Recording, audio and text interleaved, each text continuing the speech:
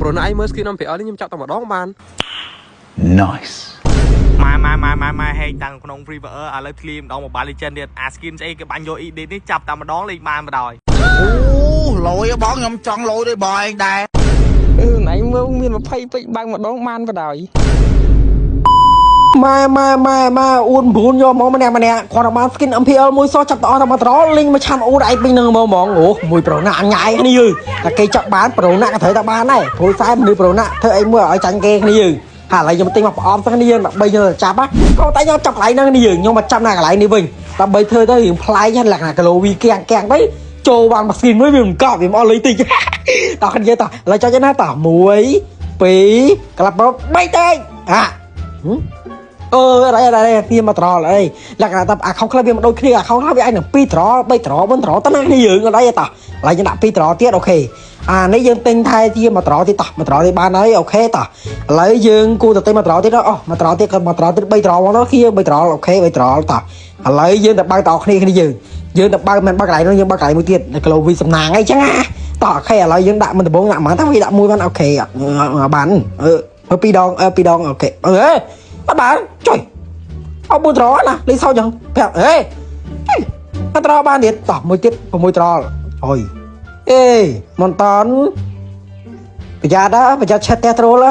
បងមីកាវេបងវល់បងនេះក្រៃគេចាប់អត់តិចទេហេតុអីបងខ្ញុំចាប់ឲ្យអត់ច្រើនមែនអត់មានលេងខូចគេអត់មានលេងខ្សែលើណាអ្នកគាត់ធ្វើវីដេអូដូចគ្នាត្រូវតែឲ្យស្មើគ្នាឥឡូវយើងដាក់3ប្រអប់ទីគ្នាយើងសកម្មតែ3ក្នុង3ប្រអប់ហ្នឹងមាន skin ណាដែលចូលមកគ្រាប់តោះអត់អីតោះទៅឲ្យចាប់ដើមតែ2 skin ណាមួយ skin នេះចុយមួយ skin ចុយអាគេបាញ់ចុយមកតលេងចឹងនេះយើងអូលេងមកបាក់ហើយហ្នឹងមកអត់ទៀតចុយអូច្នៃពេញមកទៀតគ្នាយើងអើយអាម៉ាតិចតពេលនេះតោះបើកយកមកគ្នាយើងអើយមើលទៅដូចគ្មានសំណាងលៀបចៃស្រីស៊ូស្ដីទេមើលទៅដូចវាប្រែមរហូតនេះយើងហើយឥឡូវខ្ញុំបើកដាក់4ប្រអប់ស្មើគ្នាតោះដាក់មួយទៀតគឺថាដាក់5ប្រអប់មកទៅដាក់5តោះ5អូខេ100ពេជ្រអូខេគ្នាយើងនិយាយសោយចង់មានអារម្មណ៍ចង់លើអាដើមទៀតអាដើមគេទៅ400អានេះបើកឡើងកកោកនេះអូយម៉ាពេលនេះគ្នាអូយភ័យអាស្លោណាស់គ្នា